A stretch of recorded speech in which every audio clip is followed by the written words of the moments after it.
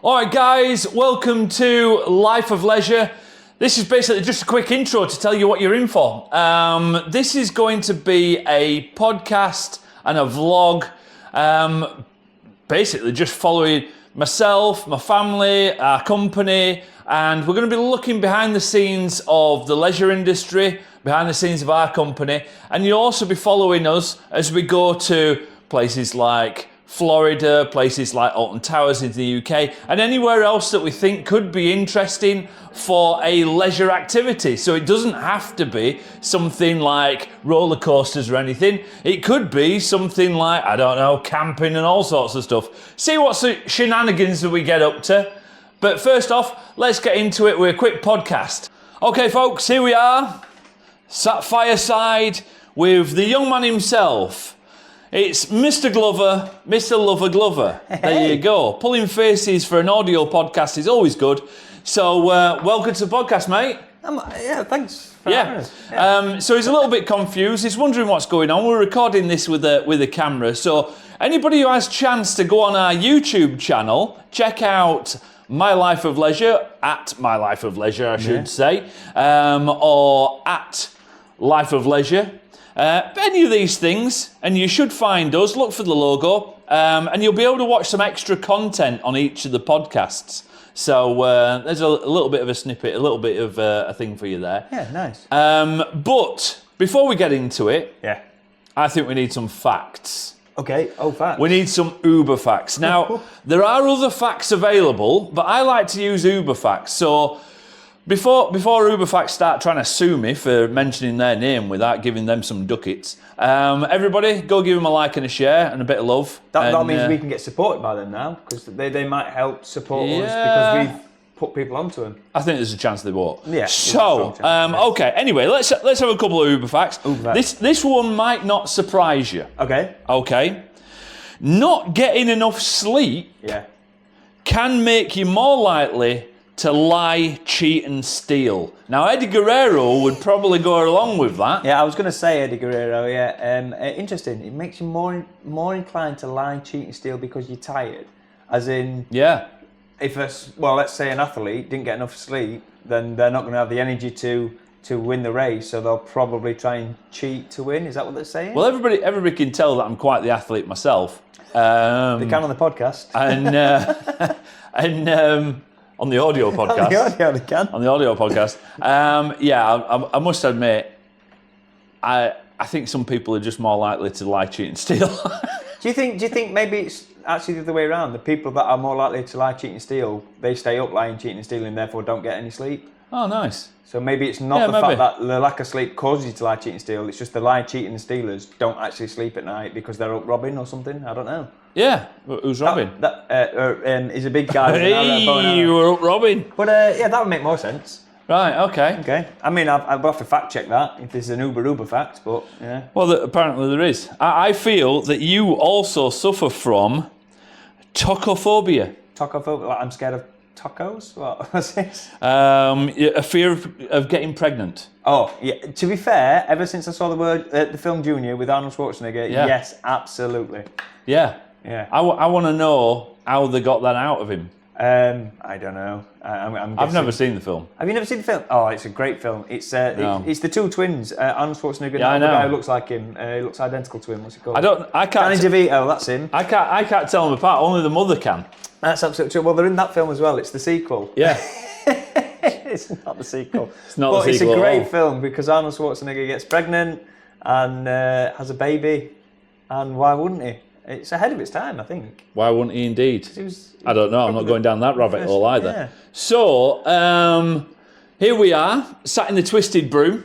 Like I say, fireside. Can I just ask, by the way, what is the Twisted Brew? I'm sat next to a cauldron that's bubbling and smoking fire. I know you can't see this on the audio podcast, but I'm in a sort of Victorian-style costume as a ewe. What is this? Well, in fairness, when I got this costume together and like the pocket watch and all that kind of stuff and all the rest of it, which by the way I've stolen because you stole my pocket watch. I didn't sleep last night because you didn't sleep. Yeah. My son actually said, he says, why can't people just dress like this nowadays? It's a good point. It is a good point. I mean, we're technically back in the 20s. So something like that. Yeah, the 20s, 30s, people were dressing a little way. For those who can't see us, we've got a little waistcoat on, little chain to the pocket watch. I think woven trousers. A lot of tweed. A lot of tweed. Yeah, I'm not like elbow not tweed pads, shirts, like that, but everything else tweed. Yeah. Yeah, so basically we're in the Twisted Broom, which is in the bright lights of Doncaster. And it is an immersive experience. So you can step into a magical world and you can do potion classes and you can have afternoon tea and you can book a table for something to eat, or you can book it if you're wanting to have a party or something like that, or you can just come in here and have some drinks and have some potions. I've got to say, just looking around, and again, I appreciate you can't see this on the audio podcast, but like, if you are a wizarding sort of fan, a wizard fan, and anything like that, or witches, of course, it is amazing. Everything I'm looking at, everywhere I'm looking, there's something different to look at, something that I have not seen before, and I've been in here quite a while now, and yeah, there's some cool stuff in here. So you built this yourself? So basically, as a company, we built it. Yeah. So all our own people came in, and we basically slaved over it. We got there in the end. It basically took about 12 months for us to build it. Right. And we've had to do everything from, which some of this sounds ridiculous. So we had to put like new floors in, stuff like that, right? But to put new floors in, then you've got to beat the living hell out of them to make them look like old floors. Oh, I see. And all that sort of shenanigans. So as we're saying this, for people watching the video podcast, they'll be able to actually see some footage of it. But yeah, so that's the sort of ridiculous extent that you have to go to. So it's not just a case of putting new stuff in, you have to sort of antique it and distress things. So the Twisted Broom originally opened in 1837. Right, okay. Obviously. You've been working here since then, or? Oh, yeah. Man and boy.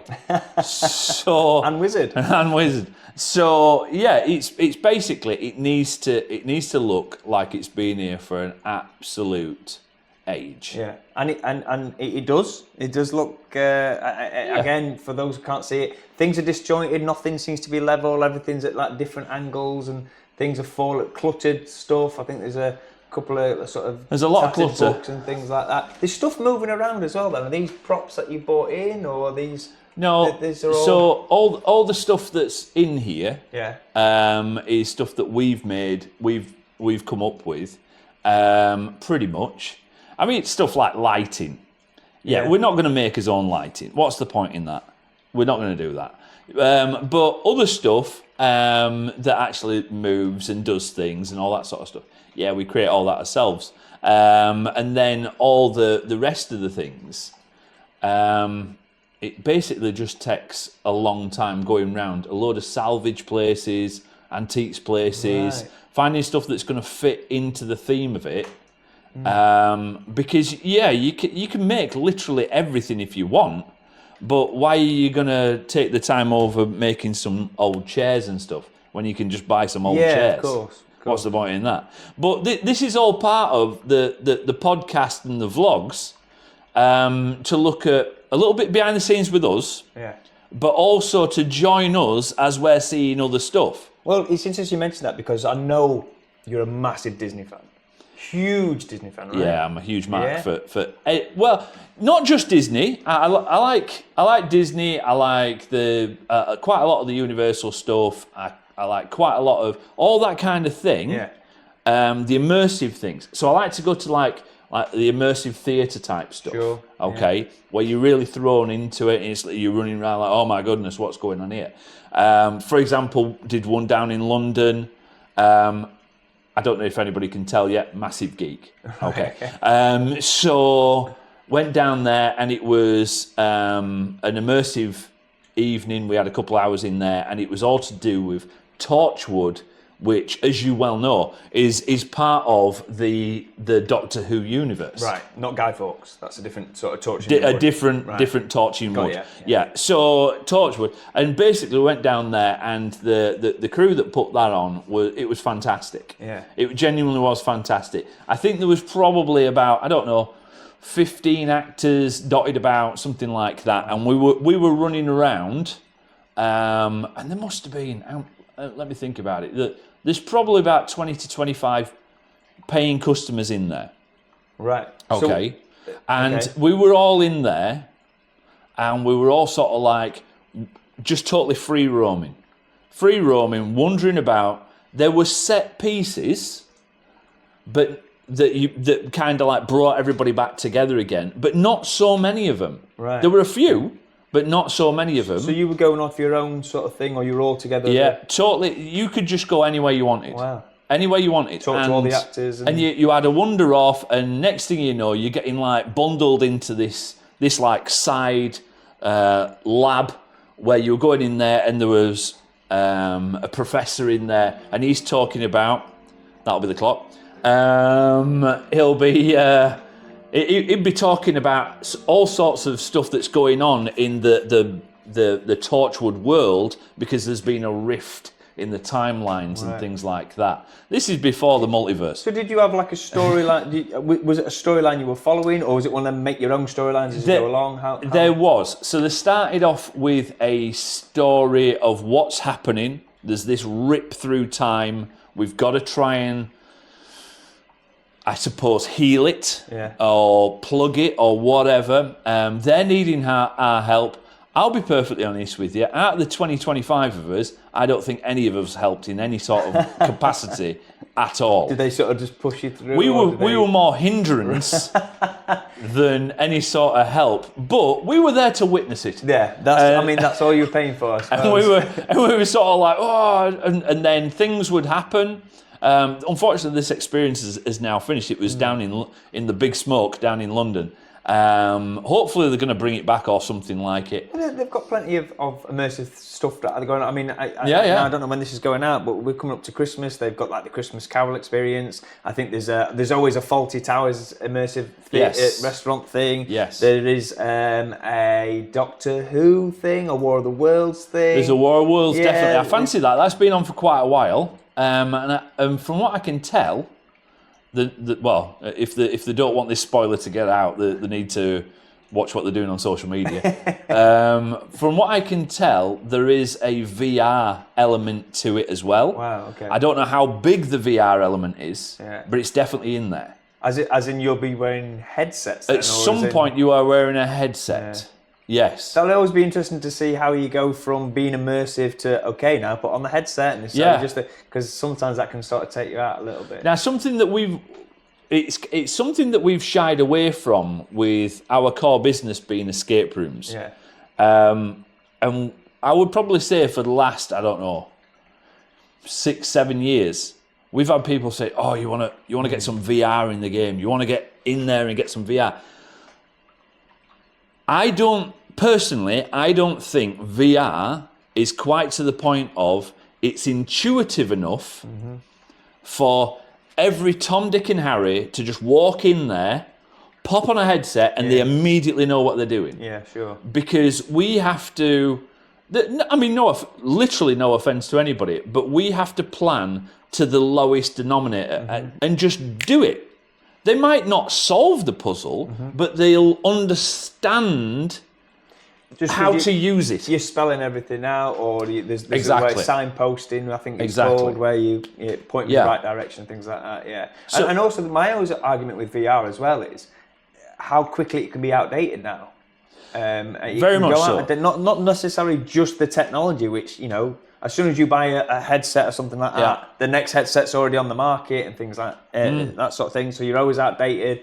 And then the actual VR experience, whether you've created it in-house or someone else has done it, as soon as you get it in place, there's new stuff coming out all the time, and I think that's harder to keep up with on a personal level. I think as soon as when I were young, I used to work for a guy, and he used to complain like hell, saying as soon as they put a microchip in something, it's immediately out of date. Interesting. And I used to roll my eyes and go, "Oh my God, he's old. He can't understand any sort of technology." He was on the nail. Yeah. As soon as it's got anything like a little bit of like tech inside it, it's immediately out of date if we've already got hold of it. And it's dateable as well. You look at like playing Snake on your Nokia 3310, things like that. Phenomenal. How amazing was that when you had it? And now you look back at it compared to 3D, 4D Snake on some phones. Exactly. It's still phenomenal. Is normal speed. I've still got 2 bars of battery left on my Nokia 3310. I'm not charged up in 20 years. We found an old Nokia in the workshop the other day, and I genuinely expected it to turn on.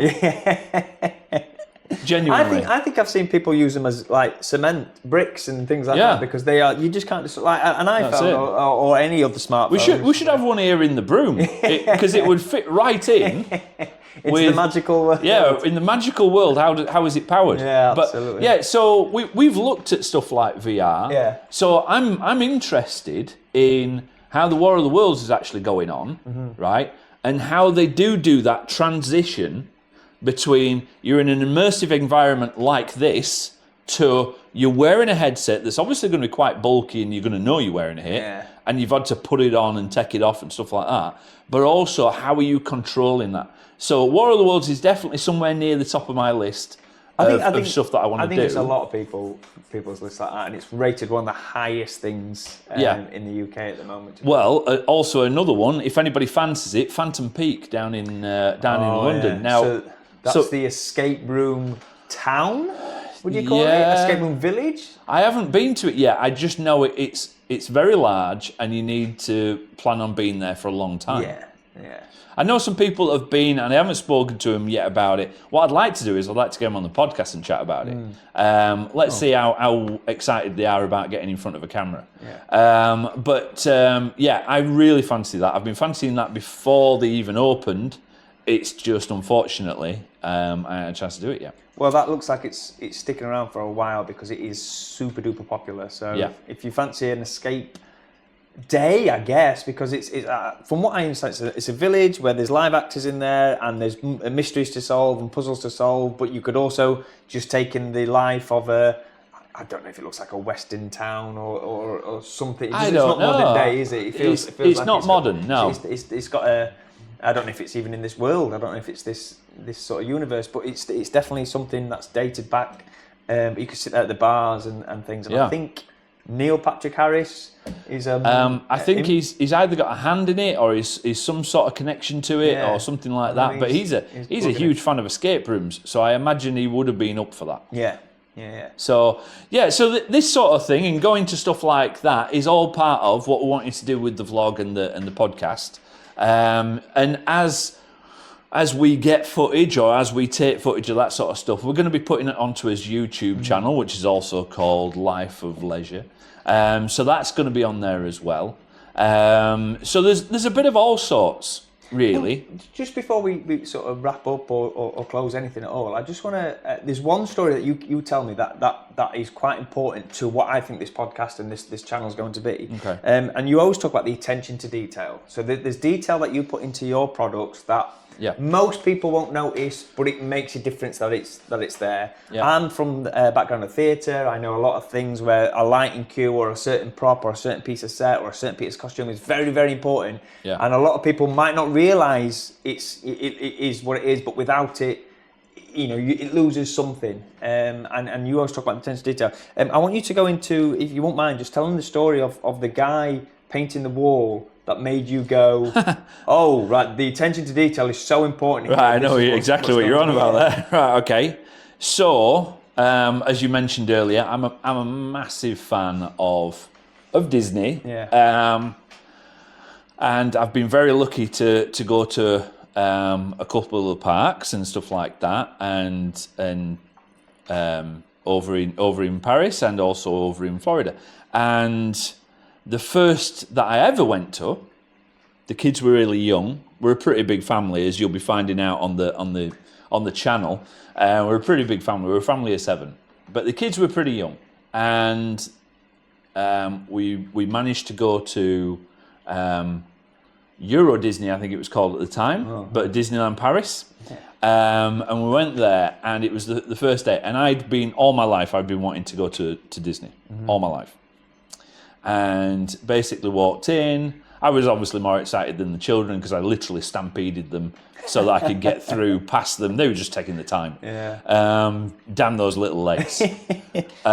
So basically we got in there and taking it all in and walking down past the castle, and the castle's looking amazing and all this sort of stuff. And we were just going down to the right and we were coming round past the castle, and it was just a very, very little thing. Everything's looking amazing. The lawn's looking amazing. The trees are looking amazing. Everything's looking amazing. And it was a very little thing. It was a low wall that was probably, I don't know, 2.5, 3 feet high. And it was about, I don't know, 30 foot long, 40 foot long, something like that. And it kind of bent round. And it looked like an old fantasy-style stone wall. And we were there on the Monday. It had just opened, and we were walking round, and there's this little wall there, and there's this old boy. Okay, I can say old boy now because I'm getting to an age. And this old boy, and he had his cart there, and he was in his white overalls. Wow, yeah, okay. His white overalls, and he's obviously part maintenance. Yeah. And on his cart, he had about 8 different pots of paint. And I've got to be honest, the pots of paint and the cart and everything like that looked like something out of a Disney film as well. Right, okay. I don't think they'd actually staged that. It was a happy accident, but it just looks that way. Yeah, sure. Okay. And basically, he cornered off this wall, and he had his little pots of paint, and he had quite a few different colours. And the wall had highlighted different colours, the stones. And he basically proceeded to, well, basically paint or repaint each of these stones in the wall. And it took him days. And then we saw him on the first day that we were there, and on the last day that we were there, he was just about finished. We were only there for like 4 days, something like that, 3 or 4 days.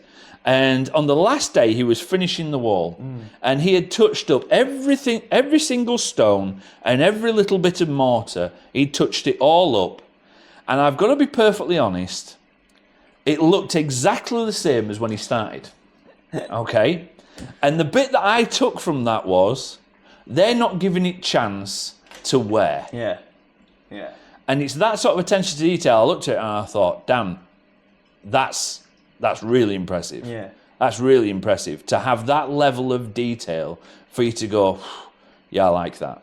And was it like distressed as well? Did the wall look like an old stone wall? The colours of it? No, it looked like they'd done the wall. I don't know what it's like now. It's a few years since I've been a few years since I've been back to Disneyland Paris, but it looked very much like a fantasy cartoon wall. Yeah, okay. So the stones were like rounded and different sizes and different colours. Yeah. Okay.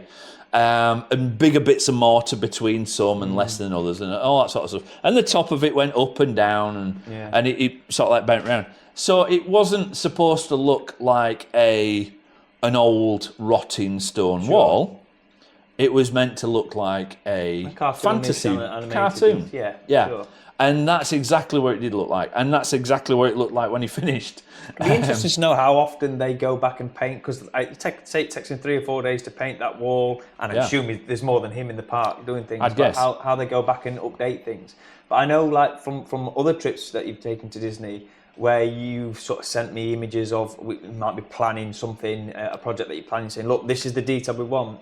And in any queue line or on the ride itself, rather than taking pictures of what normal people take pictures of, which is like a big set piece or something like that, you're sending me pictures of like cracks in the plaster or the wood or you know, if it's meant to look old and deteriorated, how they make it look old and deteriorated and things like that. And I think that's important as well, because you've now got the eye for that because of reasons that, like the old man painting and things. You've got this eye for this extra detail that, again, what I mentioned before your story, people miss and don't appreciate, but without them being there, it can have an effect on you. It becomes more immersive with that detail there. It's Right. For example, we were building a room at Enigma Hall, okay, and the room's called Impact, and it's an escape game,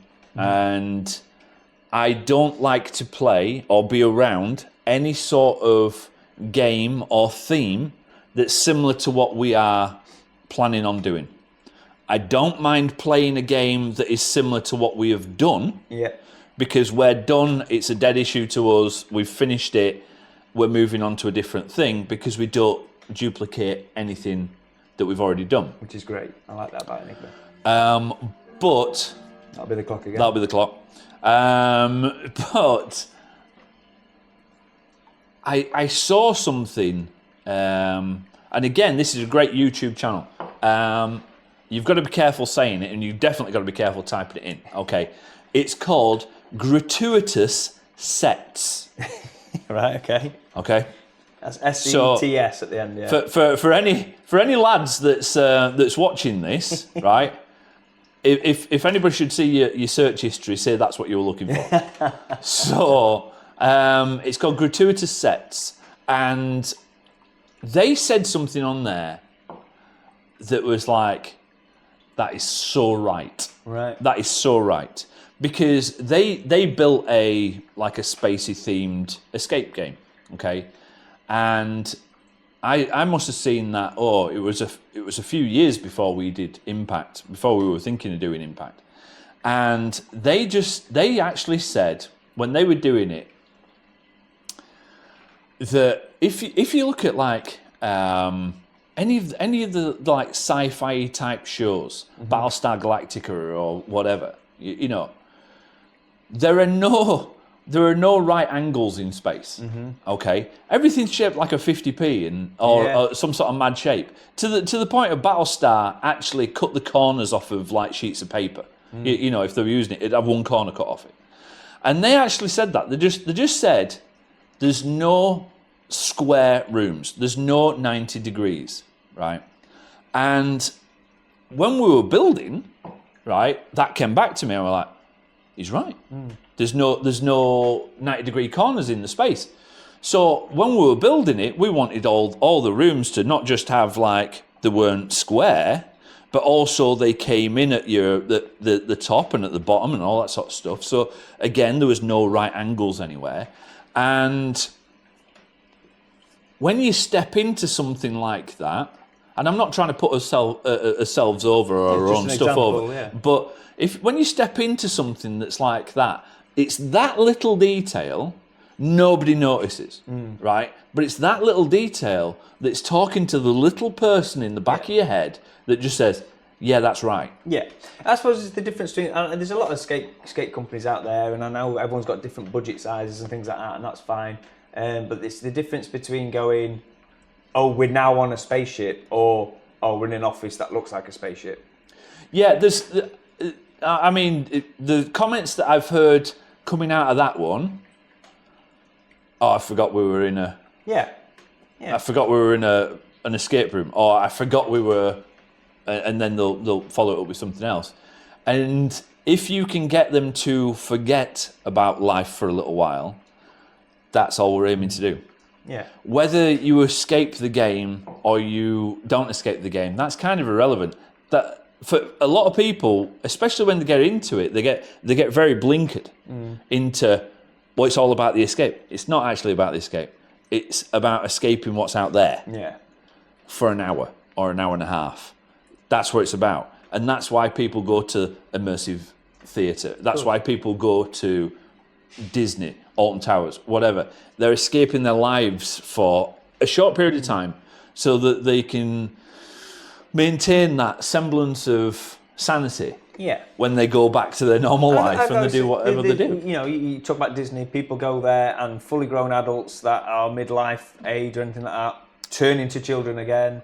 I certainly went to an escape room the other day with me, my wife and my son, and it was a Christmas themed one, and we did the same thing. We were like, oh my God, we did a magic themed one where I was just so, and you get involved in that, and it's an escape from reality and escape from the norm, I suppose, is what you're saying. I'll tell you something that was, again, I'm not putting themselves over, but what I loved to see, and I saw it yesterday. I was down in Lincoln. I was at our place in Lincoln. I was down there, and it was a couple that came in, and they'd played a few games. It was their fourth or maybe fifth game. Okay, and they were just starting their escaping journey. Sure. Okay. And they were, oh yeah, I love this. Oh, I played this and all this kind of. Oh, right, brilliant. Oh, and then when this happened, oh yeah. And they went into the game and they played the game exactly how I would want to play the game. And what I mean by that is there was only the two of them, so it doesn't matter if there's 2 or 6 or whatever of you, right? But if I'm playing the game, yeah, I want to see the game and I want to enjoy the game. Yeah. Okay. For me, there is nothing worse than playing a game with somebody, right? And they're over there, and they basically do something. It opens up, and they carry on, and you haven't had the pleasure of seeing the reveal. Yeah. Okay. So it's whereas these guys, they were literally like, oh my god, it's going to, and they were like. And at that point, they were like grabbing the other one and pulling it over. It's going to do this. It's going to do this. And that's exactly, and it doesn't matter if it's escape games or what. Yeah. That's what I like. That's how I like to play the game. I agree with that. I don't really care if I get out. And that's so against what majority of escape room people say. That's what immersion is, though, isn't it? That's like whether it's immersive theatre or whatever. Even going to something, again, as with Christmas, going to a pantomime or something like that. If you lend yourself, and you're doing the no it isn't, no yes it is, and all whatever, you join in with that, you're going to enjoy that experience a heck of a lot more. And it's how it's tailored to make you interact with that. So it might be that theatre's an easy one, but an escape room or even Disney itself, there's ways that they tailor stuff to interact with you, whether you realise it or not. Disney's a great example of the smells, the smell pods and things like that. It triggers something in your mind that I think is it Main Street that smells of cookie dough or something like that. That's supposed to get every American like home baked cookies and things like that, which I think is a great little tricky. There's York, I think it's still there. It's the chocolate store in York. You walk into there and it just smells of chocolate. Yeah. And they sell chocolate, but the guy showed me. He says, "Look, there's a little pod here, and this is what it's like." But going in, you suddenly. You become a different person a little bit, whether it's an extension of yourself. It's a happy thought, and when you're in that happy zone, you then enjoy whatever the experience is a heck of a lot more, I think. Yeah. Well, I think what we're probably best doing is we're probably best doing an actual podcast on maybe one of the Disney parks. Yeah. Well, I suppose this is just an introductory of pick one. Things. We'll pick one. I suppose if there's anything that you think, let's talk about that topic, or even like got questions about what we do here. So Enigma, you can check us out, enigmarooms.co.uk for what things we've got, or we can talk about other experiences that we've done or what we're about to do. So yeah, I like the idea of that. I think what we'll do is we'll pick this up next week. And we'll talk about, and we'll pick just one Disney park, and we'll talk about that Disney park and some of the tricks and stuff like that they're doing. Yeah. Some of the finishes they're doing, some of the stuff they're doing great, but also some of the stuff that I don't think is particularly great. Because I don't want it to be too one-sided. I genuinely they do a great product, but there's also some stuff where you just go, if only they hadn't done that. But anyway. Thank you very much for watching this. If you can, give it a like, a share, all the usual stuff. Make sure you subscribe, and we'll catch you down the road. Thanks again. See you later.